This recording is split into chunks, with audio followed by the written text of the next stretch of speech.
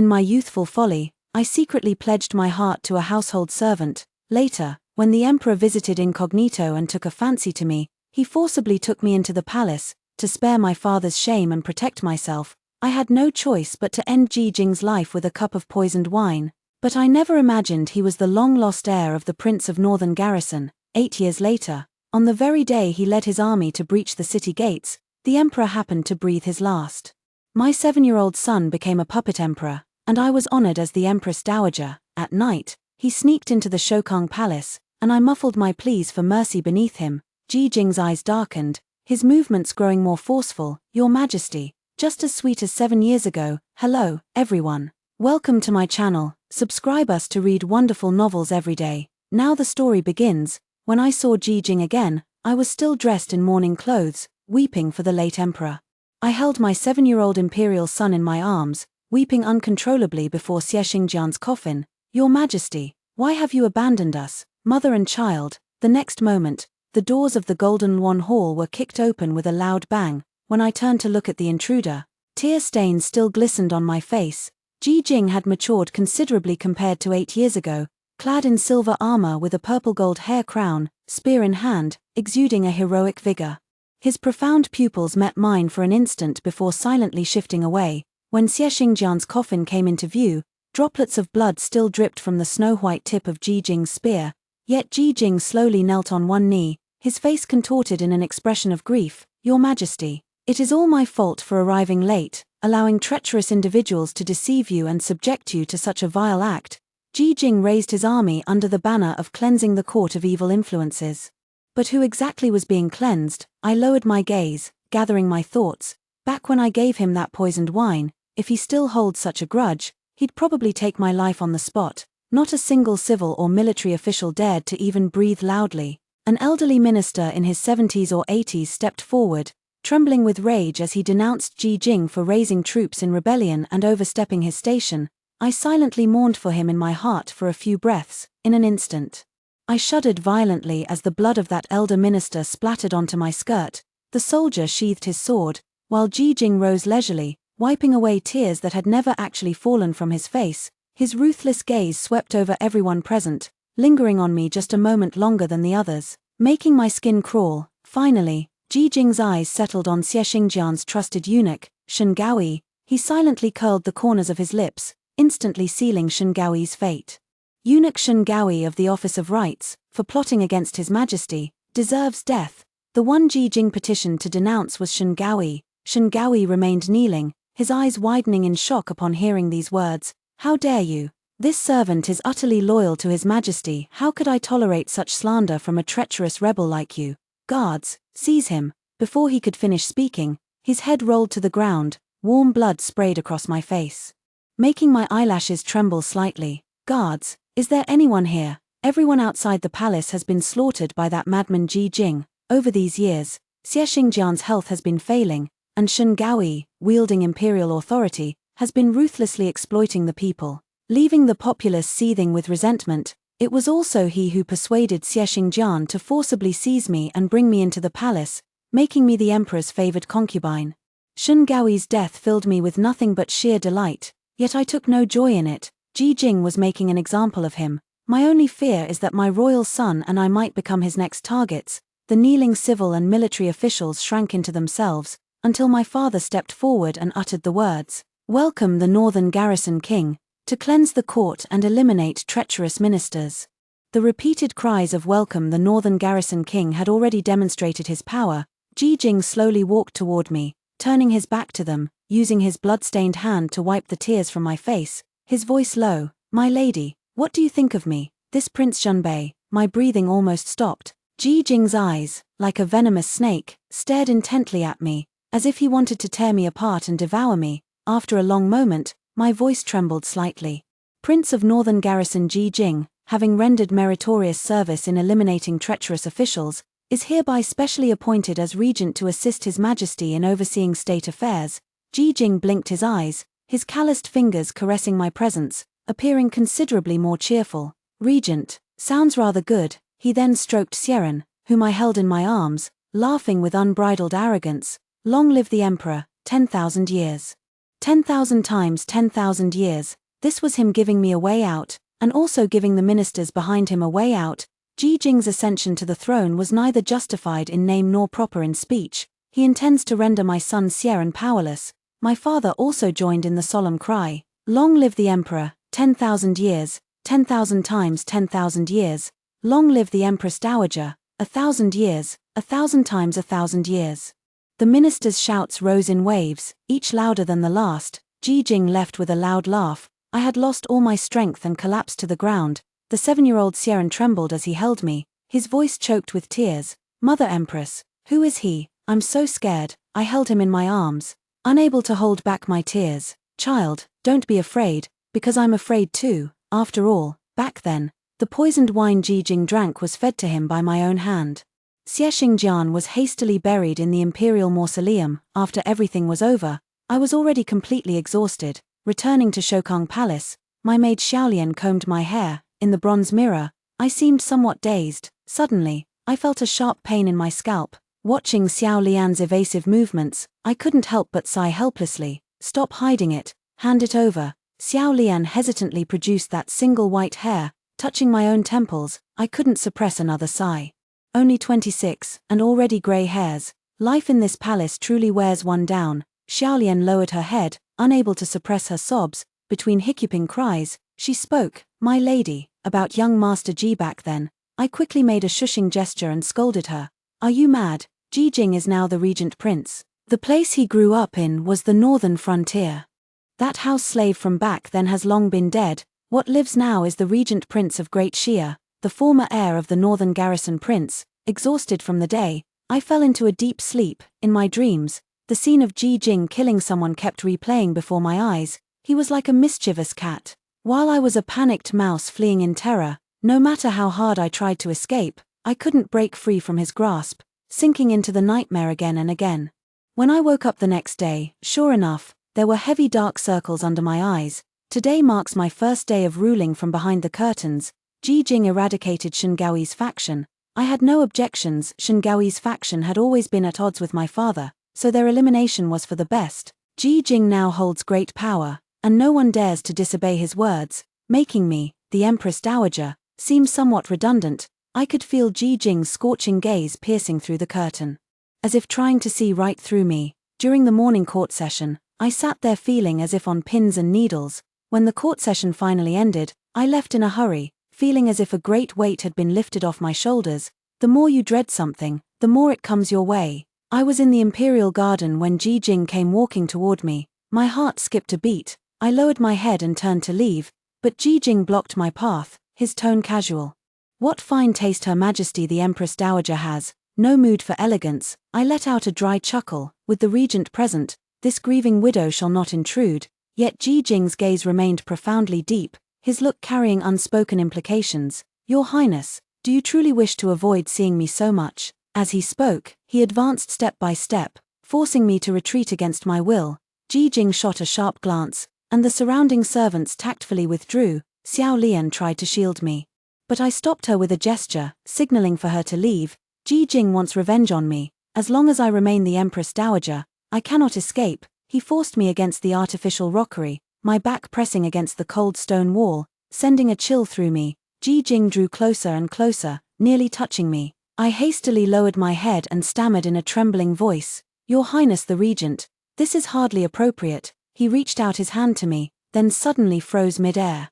Leaving me puzzled by his intentions, Ji Jing calmly withdrew his hand. "I meant to twirl your hair between my fingers, but then I remembered you're another man's wife now." My hand instinctively reached for my tightly coiled hair, only to find it adorned with cold, bejeweled ornaments. I still remember when I was with Ji Jing, how he loved to twirl my hair around his fingertips and whisper to me, "You smell so lovely, my lady." In the blink of an eye, everything has changed. Seeing my silence, Ji Jing's hand caressed my face again, rough fingertips brushed across my skin, the friction uncomfortably abrasive. Then Ji Jing's voice came slowly, "Your Highness's face still retains such lingering charm, yet who knows what manner of venomous heart lies beneath this beautiful visage." Ji Jing's hand trailed down from my face to my neck, then pressed down, gradually tightening, his sharp eyes fixed intently on me. I coughed uncomfortably, my body trembling uncontrollably. Ji Jing lowered his gaze and withdrew his hand, while I shrank back in fear. Then, he sneered mockingly, "Killing you would dirty this prince's hands." I lowered my head and said in a deep voice, "This is still the palace, after all. Don't do anything reckless." Ji Jing leaned slightly forward, his tone languid. "What does your highness consider reckless?" I turned my head away without speaking. "Mother." To my surprise, Xieren came running from a distance at that moment. I quickly pulled him into my arms. "Anna, what brings you here?" I feared Ji Jing might hate the house along with its crow, so I shielded Xieren behind me, trembling with fear. Xinjian was an eternal nightmare to me, but Xieren was not. He was the sole pillar that kept me alive within these icy palace walls. Ji Jing lowered his gaze to look at Xieren, his eyes chillingly indifferent. "This is your child with him." He paused, then commented coldly, "Ugly, in all the world."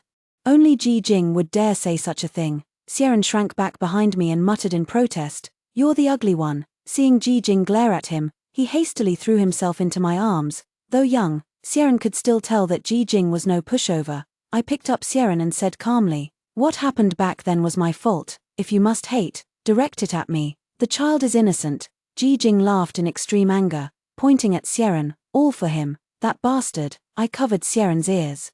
Meeting Ji Jing's fierce gaze, "Choose your words carefully, Regent." Without another glance at him, I carried Xieren back. I gently traced Xieren's features, my eyes filled with complicated emotions as countless thoughts condensed into a long sigh. I can only pray that everything will be drowned in the torrent of history. Back then, very few knew about the affair between Ji Jing and me, nor did anyone know that I was no longer a virgin before entering the palace. For years, I have been cautious and meticulous, all to desperately conceal this colossal lie. Xieren could only be Xinjian's son. No matter how much I hated him, I still had to live under his protection. The covert struggles within the palace were ruthless at every turn. I narrowly miscarried several times. I hate Xinjian. Every time I submit to him beneath his body, I feel utterly disgusted. When Xieren was born, watching Xinjian hold him with joy gave me a faint sense of satisfaction. Xinjian's health was already poor, and coupled with my deep-seated hatred for him, few women in the palace ever conceived. Even if someone were pregnant, no one could successfully give birth. Thus, my Anna naturally became the sole heir apparent. This secret must not be known by others. I could only swallow it whole, keeping it buried within me until I take it to my grave. Every day in the palace filled me with dread. Praying for Anna to grow up quickly and for Xinjian to meet an early demise. Xinjian was dead, yet I never expected Ji Jing would return. Now Xieren's brows and eyes faintly resemble Ji Jing's youthful appearance. Fortunately, Xieren's features favor mine more. If this continues, no one will ever discover his true parentage. The night was deep, and I dismissed the palace attendants, leaving only a few candle flames flickering outside the red curtains, in the bronze mirror. I combed my hair while gazing at my reflection. The woman before me was no longer the stunning beauty who once captivated the capital. Instead, she looked quite haggard. A strange sound came from the roof, and a familiar figure stood behind me, twirling a strand of my hair around their finger. I set down the wooden comb and spoke softly. "What brings the regent to this humble one's palace of longevity and health in the dead of night?" Ji Jing wrapped his arms around me, resting his head on my shoulder as he kissed my neck. "I missed you, Lady Su." I didn't scold him for this transgression, only said with indifference, "You've got the wrong person." Su Tingwen had long been dead, just like that servant boy from back then. Both perished on the eve of spring. Ji Jing seemed utterly enraged as he suddenly lifted me up and threw me onto the bed. I let out a startled cry as Ji Jing pinned me beneath him. The corners of his eyes flushed red. "Kill me, did you truly never regret it? Su Tingwen, do you even have a heart?" Not wanting to attract palace attendants, I simply glared at him and whispered, "What exactly are you trying to do? This isn't a place for you to act recklessly." Before I could finish speaking, the remaining words were swallowed by Ji Jing's forceful kiss. He bit at my lips like a vicious wolf, showing not a shred of tenderness. Left with no choice, I could only bite down hard on his lips in return. Ji Jing winced in pain and pulled away from my lips. The corner of his mouth was already stained crimson with blood. Yet Ji Jing showed no anger, merely revealing a bloodthirsty smile. "If your highness refuses to comply, you'd best consider the safety of that little bastard." I gave him a cold stare, calling me little bastard so cheerfully, as if I'm not your own flesh and blood. What's the big deal about sleeping with him once? Over the years, I've endured that disgusting Xinjian. Should I really be afraid of Ji Jing now? Under Ji Jing's stunned gaze, I swiftly untied my sash. yanked off his elaborate belt in passing, and blew out the candle. In the darkness, my voice was languid. "Wasn't this what you wanted? Let's begin." The other person's voice came through gritted teeth. "You asked for this." In the silent night, Ji Jing drove me to peak after peak, until I begged for mercy with a voiceless plea. Ji Jing nibbled my earlobe and whispered, "Your Highness, just as sweet as 7 years ago, a fleeting indulgence in pleasure, under the cover of night." I concealed the old scars on my back. I had underestimated Ji Jing, who would have thought that at nearly 30, his stamina was just as good as in his 20s. When I woke up, Ji Jing was long gone from the bedside, leaving only a cold emptiness. I supported my aching waist as I got up and looked in the mirror, then let out a sigh of relief. Fortunately, he wasn't too foolish. No traces were left behind. The next day, I attended court as usual. The remnants of Shun Gaoi's faction had been nearly wiped out. The current threat to Xieren's throne that concerns me most is Prince Duan. He is the 8th younger brother of Xie Xingjian. When Xie Xingjian ascended the throne, Prince Duan was still a child. Now, Prince Duan Xie Xingqian is in his prime, while Anna is only 6 years old. With Ji Jing monopolizing power, the court is in turmoil. This Prince Duan is someone we must guard against. But there's no need to worry for now. Part of the military power is in Ji Jing's hands, while the other portion is held by my father, the general of the Swift Cavalry. Back then, when Ji Jing entered the imperial palace as if it were unguarded, it was partly because I allowed it. As for Ji Jing, he couldn't even bring himself to kill me. He's no real threat. Anna is still young and truly needs someone to assist him with state affairs. I alone am indeed somewhat overwhelmed. Ji Jing would be a suitable candidate, but in Shokang Palace, there always seems to be an extra cat sneaking around for fish. Yet another deep night with no one around. I was reviewing memorials when Ji Jing lay beside me, kissing my cheek absent-mindedly. Xie Xingjian's son is truly foolish. He can't do anything right. I glanced at him. He's only 7 years old. What could he possibly understand? Ji Jing was angry. He threw aside the brush I used to review memorials and pulled me into his embrace, his tone harsh. "Better to kill him and let me be emperor." Ji Jing gripped my chin, forcing me to meet his gaze. "You continue being the empress." I picked up the brush he had tossed aside and, without changing my expression, painted his face with garish colors. "If you dare touch him, I won't survive either." I knew Ji Jing well. If I threatened him with his own life, he wouldn't take it seriously at all. Just as I expected, Ji Jing got angry again. He took the pen and scribbled all over my face too. "I had no idea you were so deeply in love with Xie Xingjian. You cried so mournfully at his funeral. I doubt you shed half a tear when I died." His mention of the past stirred an inexplicable irritation in me. Ji Jing has every right to resent me, but have I fared any better these years? Xie Xingjian is the emperor. If I defy his decree, should I really let him execute my entire family? Feeling displeased, my words today carried some irritation. The wine was delivered by my own hands. Why should I weep?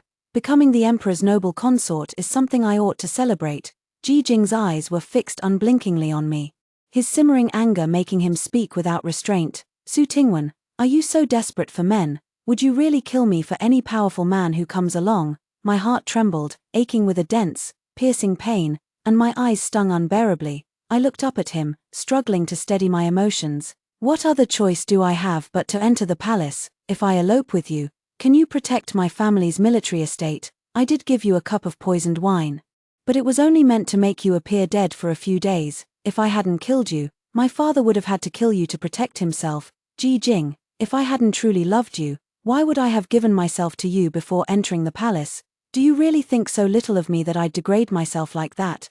All these years in the palace, I've trodden on thin ice, every step fraught with peril, terrified that my past with Ji Jing might be uncovered one day, bringing me an imperial edict for execution. At last, Xie Xingjian was worn down to death, but Ji Jing became the heir of the northern garrison prince's estate, and the first thing he did was to sideline his own son. On the day I sent Ji Jing the poisoned wine, I cried until I nearly fainted, burning with fever. Little Lotus tirelessly cared for me for 3 full days. Now, what right does Ji Jing have to question me? Seemingly shaken by my intensity, Ji Jing froze in place. After a long while, he picked up the damp towel beside him and wiped the ink from my face. Only then did I notice that 2 clear streams of tears had unknowingly fallen from my eyes. Years of pent-up emotions burst forth before my childhood sweetheart, impossible to hold back no matter how hard I tried. Ji Jing seemed at a loss. Murmuring awkwardly, "I'm sorry." After a pause, he added in a hoarse voice,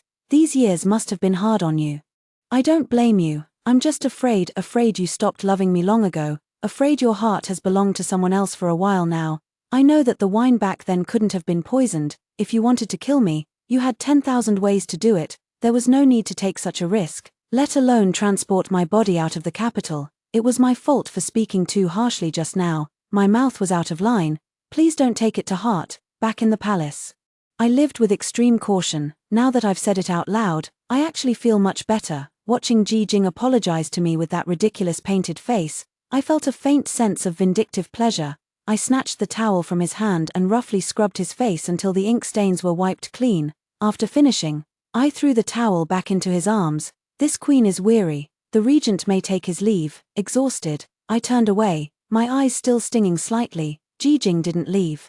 Instead, he followed me and pulled me into his embrace, whispering softly, "I'm not going back." He gently nibbled my earlobe. "Let me stay. I don't need any official status. I'm willing to treat Xieren as our own son. With him, the throne will surely remain secure. Ji Jing is perfect in every way, except he's too soft on me. I need someone to help stabilize the turbulent court and secure Xieren's throne. One is my father, the other is Ji Jing." I caressed Ji Jing's face and planted a kiss at the corner of his lips. His features were handsome, save for a scar on his left brow that hadn't been there in his youth. I traced the scar with my fingers and asked softly, "Did it hurt?" Ji Jing buried his face in the crook of my neck and murmured in reply, "It stopped hurting long ago. I did love Ji Jing once." 18-year-old Su Tingwen loved Ji Jing very much. But what's the use of love, night after night? As I lay beneath Xie Xingjian submitting to his desires, how fervently I wished for someone to come save me. I hoped Ji Jing would rescue me, or that father would come take me away, but I knew neither could reach me. Xie Xingjian's frail constitution led him to devise countless methods of torment. Crowned as the capital's foremost beauty, he took particular delight in hearing me beg for mercy beneath him. I couldn't bear the thought of bearing his child again, after giving birth to Anna. I secretly drank the sterility potion. After that day, I bled so much beneath me that the pale sheets were stained crimson, and the pain made me faint. I hated Xie Xingjian for taking me into the palace. I also hated Ji Jing, hated my father. Why didn't they come to save me? Love and hate are both useless things. When I first entered the palace, I was framed by a concubine who accused me of poisoning, just 1 month after giving birth to Anna. Xie Xingjian punished me by making me kneel in the snow all night. That was when I realized everything was false, only power was real. Step by step, I climbed my way up, ascending to the position of noble consort. In the end, I truly poisoned that concubine, so skillfully that no one ever knew. I understood, in this palace, the only person I could rely on was myself. It was true then, and it's true now. I love Ji Jing now, but how much of it is genuine and how much is pretense, even I can't tell. When my fingers brushed against the scar on his brow, my heart ached with a dull, heavy pain. So it turns out, neither of us has had it easy these past 7 years. The next day, Ji Jing and I woke up in the same bed. There was no court session today, so he didn't leave. Ji Jing massaged my sore waist and softly asked me, "Were you utterly desperate when Xie Xingjian touched you?" "I'm late." Rather than saying he was late, it would be more accurate to call it fate. Even if he had held the prestigious title of the Northern Frontier Prince's heir 7 years ago, he still couldn't have defied imperial authority. At this thought, I momentarily lost myself in contemplation. In an unguarded moment, Ji Jing pushed aside the clothing on my back. I instinctively tried to block him, but Ji Jing's hand pressed down on me relentlessly. His rough fingers lightly traced over my back, where once smooth skin was now covered with scars both deep and shallow. Nightmarish memories came flooding back, and an indescribable sense of humiliation and shame welled up in my heart. This unbearable feeling magnified infinitely before the lover of my past. I couldn't help but close my eyes for a moment. Scalding candle wax, barbed horsewhips. Xie Xingjian adored my delicate, pitiful face, but what he loved even more was torturing my body to satisfy his perverse desires. A drop of warm liquid fell onto my back as Ji Jing pressed his face against the nape of my neck. His voice trembling. "Did he treat you like this?" I said flatly. "It's all in the past. Dwelling on past pain isn't a good thing." Ji Jing let out a low, mocking laugh, his voice laced with killing intent. "Burying him in the imperial mausoleum is too merciful. He should be dug up and his bones ground to ashes." I pushed him away, stood up, and put on my clothes, fastening my belt. "Stop being insane. It's the height of foolishness to leave evidence for a dead man, at this very moment." Anna's excited voice came from outside the hall. Mother Empress. My expression changed abruptly. I hurriedly covered Ji Jing with the quilt, drew the bed curtains, and stood before the bed to conceal Ji Jing's figure. Xiaoran happily threw himself into my arms, and I patted his head. What's got you so happy today? Xiaoran nuzzled against me and replied, the teacher praised me today. He said I'm much smarter than father was when he was little. I curved the corners of my eyes. This is a good thing. Xiaoran leaned out and glanced backward, asking curiously, Mother Empress, why is your quilt moving? I froze in place, blocking his path with a guilty conscience. You must be seeing things. How could the quilt possibly move? The imperial kitchen just received fresh milk. How about mother takes you to eat milk cakes? Xiaoran still wanted to continue speaking, but I didn't wait for him to finish speaking, picking him up directly. Time for milk cake. Xiaoran still wanted to peek, but I pressed him down firmly. Leaving the Palace of Longevity and Health, I immediately spotted Ji Jing dressed neatly, as if he had just come in from outside. I gave him a quick glance. He moves quite fast. Ji Jing put on a show of bowing to Xiaoran and said indifferently, the emperor attends to myriad affairs of state. At this moment, national matters should take precedence. Xiaoran widened his eyes and kept burrowing into my embrace. Mother, save me.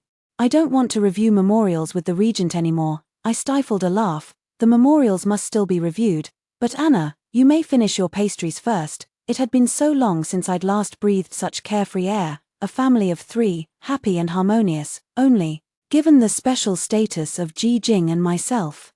This illicit affair could only be buried in the darkness of the palace. There will always be places untouched by sunlight, where undercurrents seem to grow. Father has entered the palace. He said he wanted to play a game of chess with me. I twirled the flawless white jade piece between my fingers, hesitating over my move. Father had grown old. His face was carved with the weathering of time, his greyish-white beard like a handful of withered leaves. His clouded eyes still straining to focus on the chessboard. Father asked me, do you regret saving him back then? I placed a chess piece. What's there to regret? Father mocked me. Aren't you afraid he might actually usurp the throne? I lost interest in the chess game. Toying with the pomegranate blossoms nearby with my henna-stained nails, speaking calmly, he won't. Besides, aren't you still here? If all else fails, Xiaoran's identity will be his final talisman.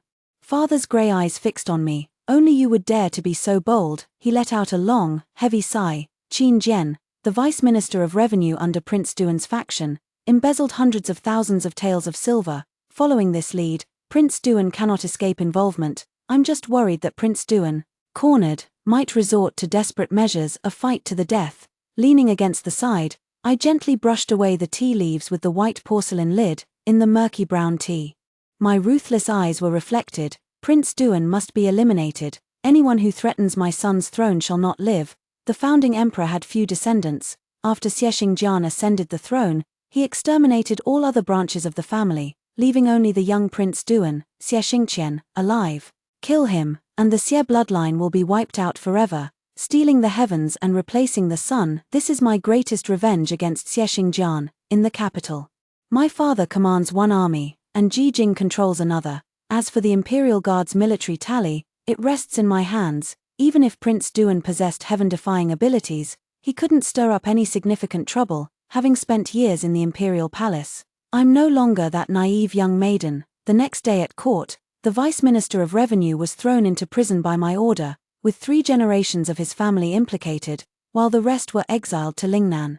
If Prince Duan were to be exposed, given the amount he embezzled, there would be no way for him to escape unscathed. A desperate counterattack before death might still offer a slim chance of survival. In Xie Xingqian's eyes, this was the only opportunity, but in my eyes, this was the perfect opportunity to eliminate him. If he dares to rebel, the palace's inescapable trap will ensure he never returns. At night, I leaned against Ji Jing's chest, my finger tracing circles on his torso.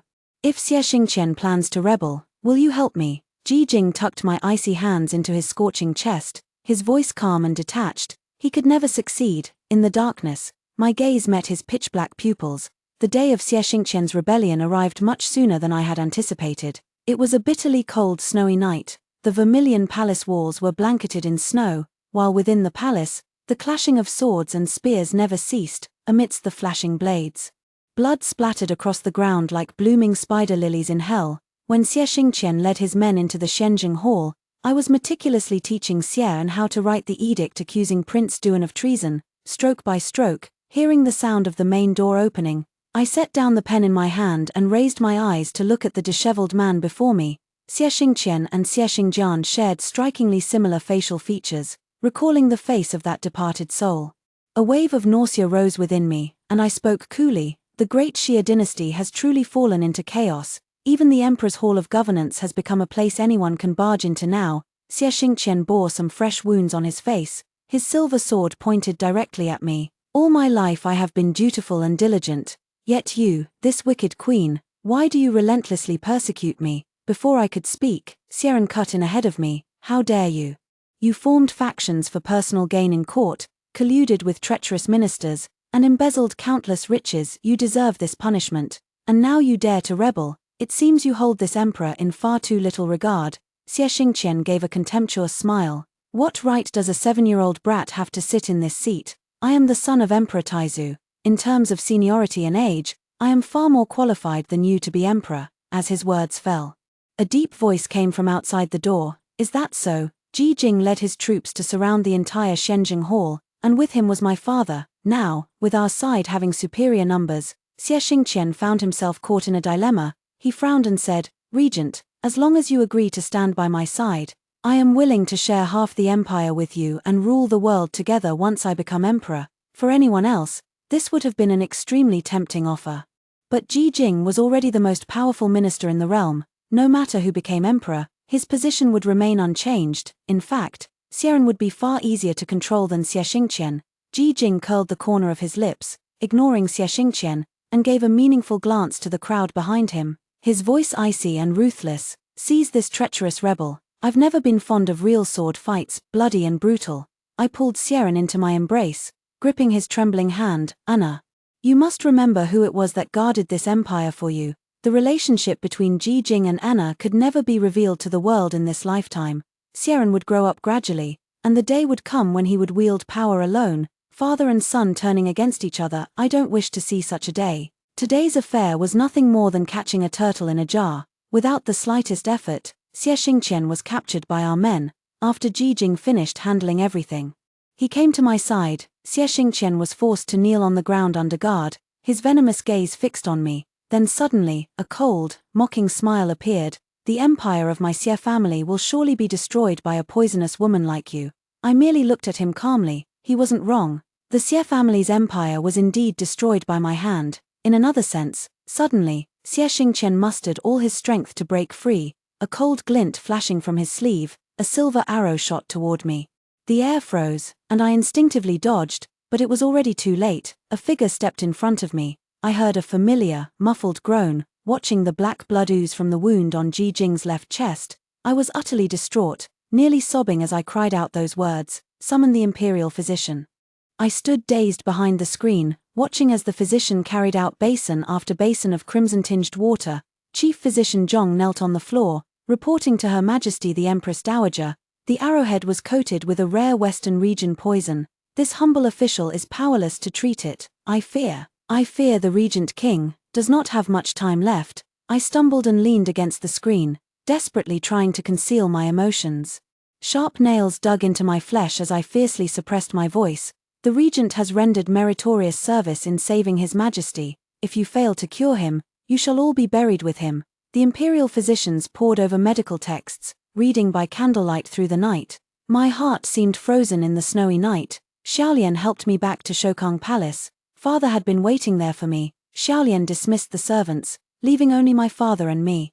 I could no longer contain my emotions and burst into tears. Father, I beg you, save him. Today's scene eerily overlapped with that of 7 years ago. Back then, when father learned of our secret affair, he had originally intended to execute him. It was also me, kneeling like this, begging my father to save him, to save the one I love. I had no other choice. When even the royal physicians were powerless, the only person I could think to turn to was the last elder I had left in this world.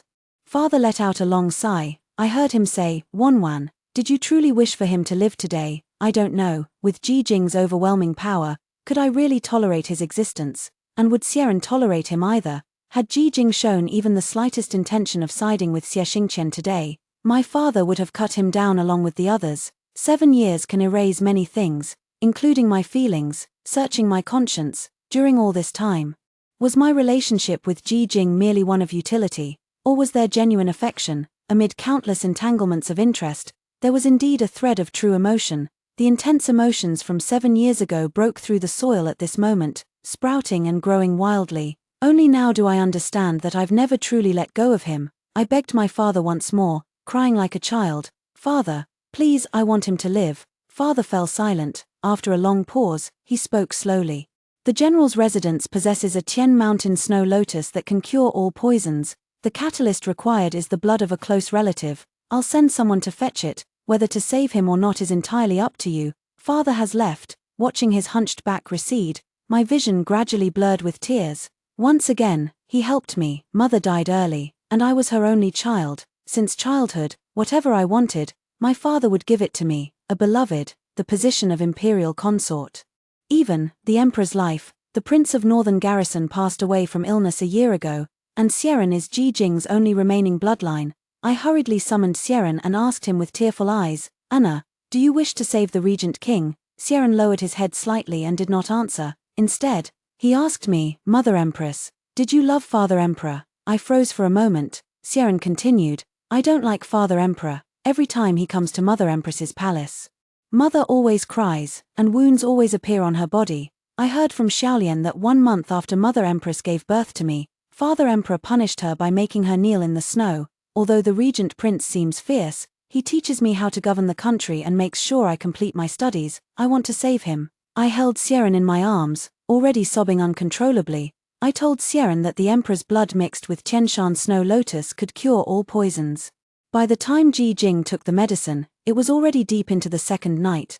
The imperial physician said when he would wake depended entirely on Ji Jing's fate. I dismissed everyone. At this moment, I just wanted to be alone with him, quietly, for a while, unable to restrain myself. I caressed his pale face and whispered, "How foolish." Yet just the other day, I was still hesitating in my heart whether to kill you or not. You didn't hesitate to block that arrow, do you remember?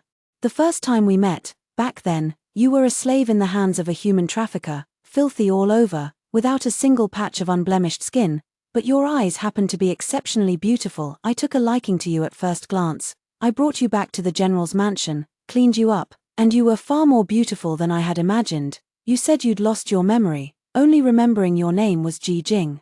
The plum blossom hairpin you carved for me before, I've kept it in my jewelry box all this time, never thrown away. Ah Jing, do you remember our first time? I was afraid of the pain, whimpering for so long before we finished. It was you who coaxed me through it, over and over again. I kept chattering on, reminiscing about the past with him, but Ji Jing remained unconscious. Finally, my mouth parched. I leaned close to his ear and whispered softly, "Anna is your child." I fell into a deep sleep. I had a long, long dream. In the dream, I was still that 18-year-old Su Tingwen. Everyone said my father was a mighty general, so I must be a tiger's daughter from a military family. But I didn't care for martial arts. My mother was a gentle woman from Jiangnan, and I took after her temperament. I loved music, chess, calligraphy, and painting. After bringing Ji Jing into the residence, I often played the qin while he practiced swordplay in the courtyard.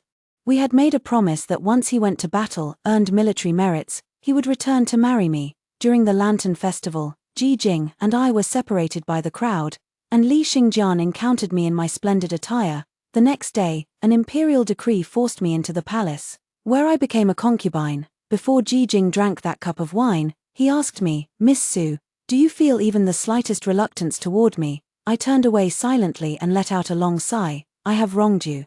Forget me." Fragmented memories in my dream tumbled upside down, and I flailed about like a headless fly. The scene froze at the moment Ji Jing blocked the sleeve arrow for me, and I jolted awake with a start. Ji Jing smiled warmly, meeting my gaze, and whispered softly by my ear, "Tingwen, you're still not good at keeping secrets." Xieren's side story. My name is Xieren, Emperor of the Great Xia Kingdom. For as long as I can remember, my mother the Empress rarely smiled. My father the Emperor had a terrible temper. Even though I was his only prince, I never received his approval. In his worst moments, he would personally resort to violence. Mother would smile when she was with father, but those smiles were always fake. Every time father visited, mother would secretly cry afterward. I saw it more than once, Xiao Lian applying medicine to mother's wounds. On the day father died suddenly, I felt a twisted, secret joy in my heart. With him gone, mother wouldn't cry anymore. The night before, mother personally made a bowl of lotus seed soup for Father Emperor. A regent came to the court, and mother seemed somewhat afraid of him, yet not entirely. Actually, that day, I saw the regent was in mother's bed, but it doesn't matter, as long as mother is happy. Anna only has eyes for the Empress Dowager. If the Empress Dowager is well, then Anna is well.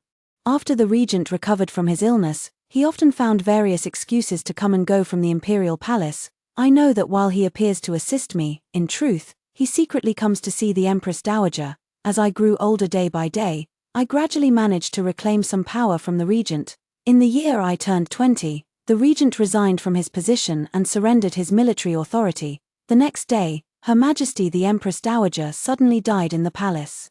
I personally oversaw the funeral arrangements for the Empress Dowager. With my own hands, I sent a coffin full of rotten cucumbers into the imperial mausoleum. By the way, the imperial mausoleum was blown up once 10 years ago. No one knows who did it. All we know is that the emperor's corpse was reduced to a pile of dust. I stand upon the city wall, watching the regent's carriage fade into the distance, sighing in my heart, "Father, Mother, may the remainder of your lives be peaceful."